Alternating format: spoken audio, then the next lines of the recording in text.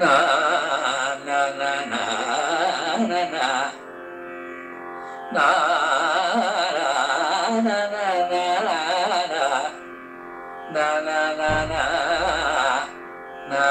na na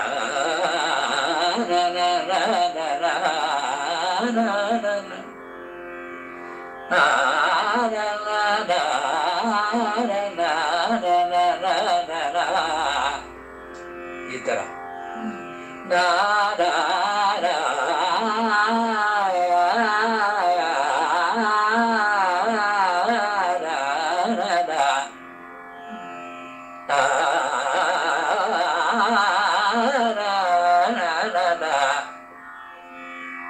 ಈ ತರ ಅದು ಹಂಗೆ ಆ ರಾಗನ ಅದು ರಾಗಾಲಾಪನೆ ಇದರಲ್ಲಿ ಡೀಪ್ ಆಗಿ ಕೃತಿಗಳು ಬೇಕಾದಷ್ಟು ಇರ್ತವೆ. ಈಗ ಮಾಮೋತೇಶಿ ಸರಸ್ವತಿ, ನೀನು ಜತಿಸನ್ನ ಆಡಬೇಕಂದ್ರೆ ಮಾಮೋತೇಶಿ ಸರಸ್ವತಿ ಅದು ಅದನ್ನ ಆರಾಗದೆ ತಾನೆ. ಸರಸ್ವತಿ ವಿಧಿಯುವತಿ ಈ ತರ ಕೃತಿಗಳಿರ್ತವೆ. ಸರಸ್ವತಿ ವಿಧಿಯುವತಿ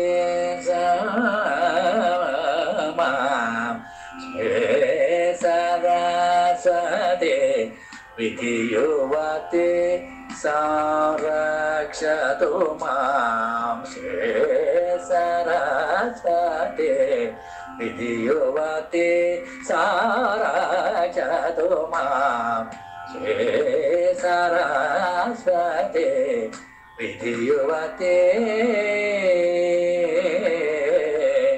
ಆ ಥರ ಇದ್ರೊಳನೆ ನೋಡಮ್ಮ. ರಾಗ ಎಷ್ಟು ಮಟ್ಟಿಗೆ ಇರುತ್ತೆ ಅಂದ್ರೆ ಮರ್ತಿದ್ದೀನಿ, ಇನ್ನು ಪಾಠ ಮಾಡ್ಬೇಕು. ಚಿತ್ರದುರ್ಗದಲ್ಲಿ ಒಬ್ರು ಹೆಸರು ಯಾವಾಗ ಬರ್ತಾ ಇಲ್ಲ, ಸುಮ್ಮನೆ ಹೇಳ್ಬಾರ್ದು. ಅವರು ತುಂಬಾ ಅದ್ಭುತವಾಗಿ ಸಂಗೀತ ಆಡೋದಂತೆ. ಯಾರೋ ಟಿಪ್ಪು ಸುಲ್ತಾನ್ಗೆ ಹೇಳೋದಂತೆ, ಹಿಂಗಿದ್ದಾರೆ ಅಂತ ಕರ್ಕೊಂಬನ್ನಿ ಅಂತ ಅವನ ಅರಮನೆಗೆ ಆಡಿಸ್ಬೇಕು, ನಾನು ಕೇಳಬೇಕು ಅಂತ. ಅಲ್ಲ ಅವ್ರು ಕೇಳೋಕ್ಕೂ ಇಷ್ಟ ಇರ್ತಾ ಬಿಡ್ರೆ ಹೊಟ್ಟೆ ಹುಚ್ಚದು, ಯಾರು ಆಡ್ತಾರೆ ನಾನು ಆಸ್ತಂದಲ್ಲಿ ಆಡಲಿ ಅಂತ. ಬರ್ತಾರೆ ಕೇಳ್ತಾರೆ, ಇಲ್ಲ ನಾನು ನರಮನುಷ್ಯರಿಗೋಸ್ಕರ ಆಡಲ್ಲ ಅಂತ, ನನ್ನ ಸಂಗೀತ ನರಮನುಷ್ಯರಿಗೋಸ್ಕರ ಆಡಲ್ಲ, ನಾನು ಬರಲ್ಲ ಅಂತ ಹೇಳಿ ಕಳ್ಸ್ಬಿಟ್ಟ.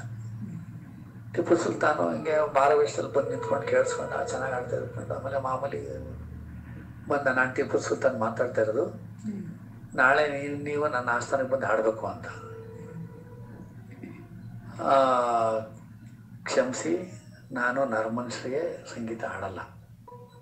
ಆಡ್ಲಿಲ್ಲ ಅಂದ್ರೆ ಗತಿ ಏನಾಗುತ್ತೆ ಗೊತ್ತಲ್ಲ, ತಲೆ ತೆಗಿಯೋದಷ್ಟೇ. ತಾನು ತಲೆ ತೆಗಿಯೋದಷ್ಟೇ ಅಲ್ವಾ, ಅಥವಾ ನಾಲಿಗೆ ಕತ್ತರಿಸಾಕ್ಬೋದು.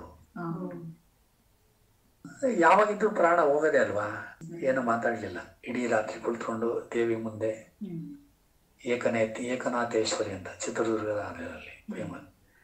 ಏಕನಾಥೇಶ್ವರಿ ದೇವರ ದೇವತೆ ಮುಂದೆ ಕುಳಿತುಕೊಂಡು ರಾತ್ರಿ ಎಲ್ಲ ಹಾಡ್ದು ಬೆಳಿಗ್ಗೆ ಅವನಿಗೆ ನಾಲಿಗೆ ಇದ್ರೆ ತಾನೆ ನಾಲಿಗೆನೇ ಅವರೇ ಕತ್ತರಿಸ್ಕೊಂಡು ಅವರೇ ಅಂಥ ಭಕ್ತರಿದ್ರು ಕಣಮ್ಮ. ಸಂಗೀತ ಹಾಡಿದ್ರೆ ಮಳೆ ಬರ್ತಿತ್ತು ಅಂದ್ರೆ ಈಗಲೂ ಬರುತ್ತೆ ಹಾಡಿದ್ರೆ, ಅಂದ್ರೆ ಅದು ಆ ರಾಗಗಳನ್ನ ಸಿದ್ಧಿ ಮಾಡ್ಕೊಂಡಿರ್ಬೇಕು.